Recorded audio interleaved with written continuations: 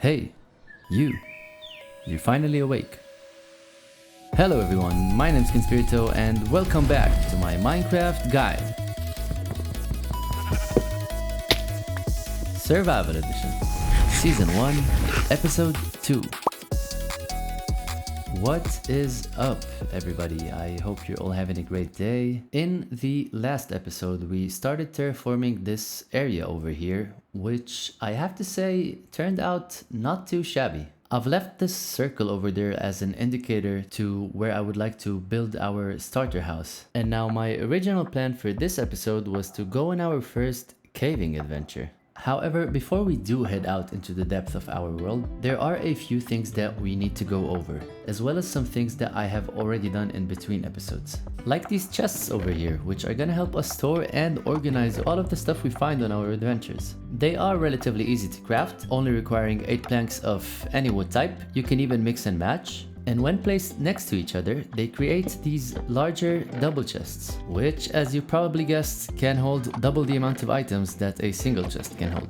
I also somehow forgot to mention this in the first episode, but I did use one of our first iron pieces to craft a shield, which can be equipped in our offhand slot right here, and then every time we hold the right mouse button, we will effectively hold that shield in front of us, blocking incoming attacks. It is also worth noting that when that shield or any item is in your slot bar, you can move it into that offhand slot by pressing the F key. I also started lighting up the area around our base to avoid any hostile mobs spawning. Now, I started talking about this in the first episode, but let's go over it in a little more detail this time. The Minecraft hostile mobs, the bad guys. Where do they come from? Well, hostile mobs can only spawn on blocks that have a light level of 0. Now, there are a few exceptions like leaf blocks or other blocks that just don't allow for spawning on them, but for the most part, any block that is completely dark is a potential spawning block for a hostile mob. If you are confused as to why some of these blocks have the number 0 on them but don't seem dark, that is because the numbers represent the block light level, meaning the light coming off of light emitting blocks, like torches for example. In other words, any light that is not coming from the sun. So if you want to avoid having hostile mobs spawning around your base area when it gets dark, then definitely go around making sure you don't leave any blocks with a light level of 0. Now, while I will be diving deeper into the mob spawning mechanics in another episode, do note that mobs don't just spawn endlessly throughout your world, but rather in a 128 block radius centered around the player. They are also unable to spawn in a 24 block radius around the player. So even when it does get dark, you don't have to worry about mobs spawning directly behind you. However, do keep an eye out for these guys, because they will be able to detect and follow you from up to 35 blocks away. They are also highly telepathic and will call upon their friends to hunt you as a pack. Yikes. Luckily enough, most mobs in Minecraft aren't that strong even on the hardest difficulty and will usually die after 3 or 4 hits. So as long as you have the right tools and a decent amount of food, you're probably gonna be okay. Speaking of food, I have been harvesting our little wheat farm in between episodes and turning our precious wheat into bread. And now while bread in itself is a nice food source for early game, it is not the only purpose of our little wheat farm. You see, one of the other useful things about wheat is its ability to attract animals like cows and sheep, which can then be farmed for their meat as a food source, as well as some very important other drops, like leather and wool. However, before we go about luring these animals in, we need to create some sort of pen for them, which is why we're going to craft some fences. You see, the thing about these fences is they're actually slightly higher than what the player and most mobs can jump, making them the perfect block for containing most mobs. That should do it. And now, instead of crafting a fence gate and risking the animals escaping every time we open it up, I'm going to show you a neat trick we can do so that we can easily step in and out of the pen while the animals stay inside. To do that, we're going to use 2 pieces of wool to craft a few carpets, which we are then going to place atop some of these fences to act as quick in and out points for the player. And don't worry about the mobs escaping through these blocks because they don't detect them as blocks they can pathfind through. Now that we're done setting up our cow pen, we're gonna go looking for some cows, making sure to hold some wheat in our hands to attract them. And now, as long as you're holding the wheat in your hand, the animals are naturally gonna follow you around. Just make sure not to go too far away from them because they will lose track of you eventually.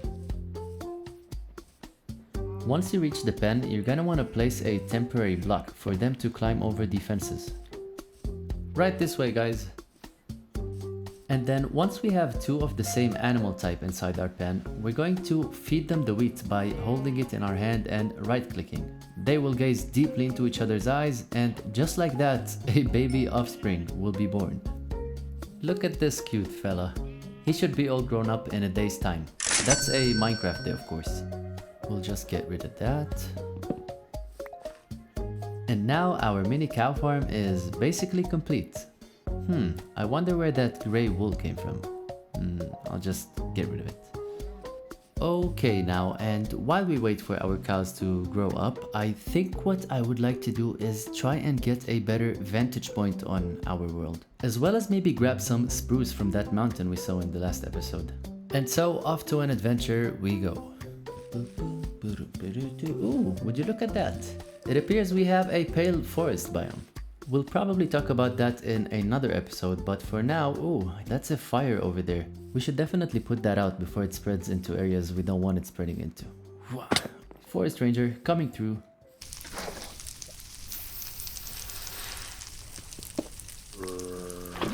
Okay, we've managed to extract the lava source. That's good.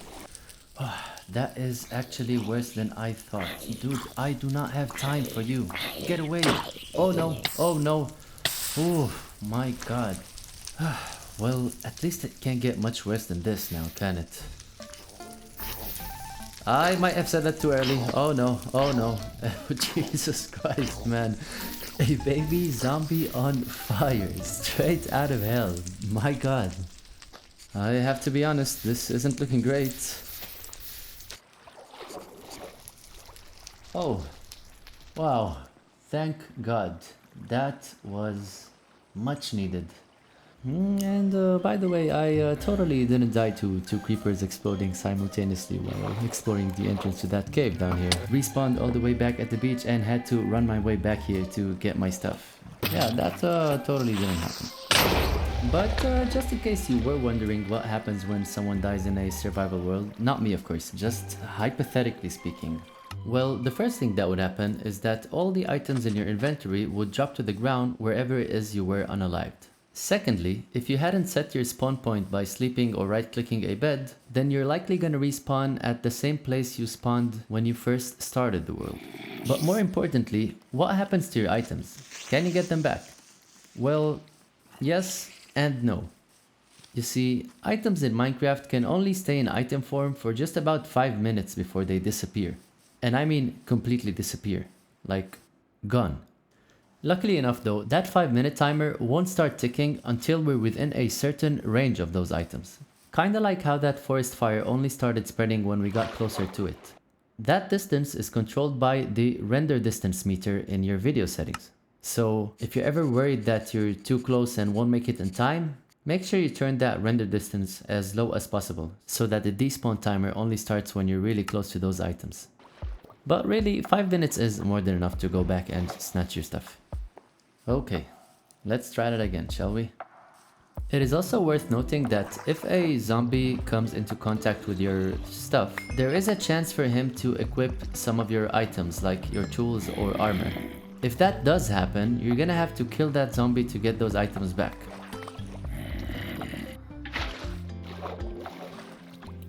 Okay, we're finally up. Let's go ahead and crank up that render distance so we can see a little further.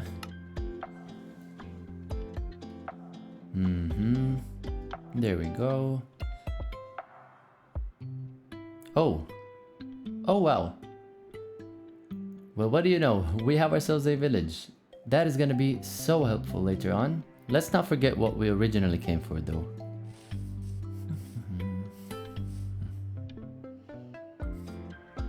It looks like we found some pumpkins as well. I'm gonna have to remember to pick those up on the way back. They will definitely come in handy with that village we found. As you see, I'm also using our water bucket to avoid taking fall damage by placing the water underneath my feet right before I land. That is usually referred to as water bucket clutching, and it will negate your fall damage regardless of how high you are falling from. Also, just falling into water works. But yeah, water can be used in a lot of different ways to help traverse around difficult terrain. So it is usually a good idea to keep one on hand. Ah, finally. Spruce. Isn't she lovely? And now, trying not to waste any more time here, all we need are a few saplings so we can regrow these tree types back at our home. These snowballs might come in handy as well someday. Also, do watch out for these snowy textures. That right here is powdered snow. You'll sink right through and freeze to death eventually, unless you have some leather boots. You can also pick it up using a bucket. Oh, and yeah, well, I kind of forgot that happens, but it also melts. There we go. Let's go ahead and put that back.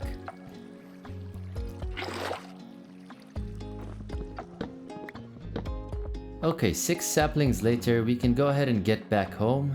Not forgetting to pick up those pumpkins we saw earlier, which, like I said, are gonna come in quite handy with that village we found. That does look a little out of place now, doesn't it? Let's see. Maybe a little bit of this, a little bit of that. Yeah, much better. I'm also going to hunt some of the cows here for their leather, since we still only have a few back home. Now, I know I did mention in episode 1 that our health stops regenerating once our hunger bar starts getting depleted. However, I forgot to mention that once it gets depleted a little more, like it is right now, we also lose the ability to sprint. As you can see, my character is walking at a fairly slow speed, even though I am pressing and holding the sprint button. Now, if I eat just a little bit, I should be able to, yeah, there we go. Now we're able to sprint again. And of course, if we fill up that hunger bar all the way up, our health will start regenerating again. I think the right term might be saturation bar. In the meantime, I'm going to plant our spruce saplings in a 2x2 square just like that, so they can grow into a nice big tree. I'm also going to keep feeding our little friends here so they can keep reproducing. And now, while the small ones won't reproduce, they will mature slightly faster if you feed them. As for our pumpkins, if we want, we can go ahead and start planting some of those. We'll have to turn some of them into seeds to do that. And then, using our hoe, we're going to turn some of this grass here into hydrated farmland and plant our pumpkins. Only this time, we're going to want to leave these 4 blocks empty for the pumpkins to grow onto. Not the diagonals, but the perpendicular ones. You also might have noticed I broke down some sugarcane at the beginning of this episode and planted it next to our house. These things can only be planted on blocks like grass, dirt, sand, etc. and only if that block is right next to some water. They can get up to 3 blocks tall and will stop growing at this stage. Okay, and now last but not least, we're gonna go ahead exploring that spawner we saw in the first episode to gather one final ingredient before we're ready to head off on our first caving adventure. Now, while that ingredient can be gathered by staying up at night and hunting a certain mob, I figured since we already talked about mob proofing our base in this episode, then we might as well cover up mob spawners as well. Okay, so remember when we talked earlier about how mobs are unable to spawn in a 24 block radius around the player? Well, guess what? This rule doesn't apply to these guys. In fact, this mob spawner will only start spawning mobs when a player gets very close to it. How close? 16 blocks. That's the magic number. Luckily enough, it'll only be able to spawn mobs 4 blocks away from itself, and only if it's completely dark. And so my master plan goes as follows. We run in there as fast as we can. We're gonna be so fast it's only gonna have time to spawn like 1 mob. We light that thing up, we kick some skeleton butt and grab that sweet, sweet loot. Alright, and we have some string. Amazing. Back at our base, we're gonna combine that string with some of the leather we've been collecting to create something called a bundle, which is easily one of the best items you can take with you on your first caving adventure. Very big brain move here, and let me explain why.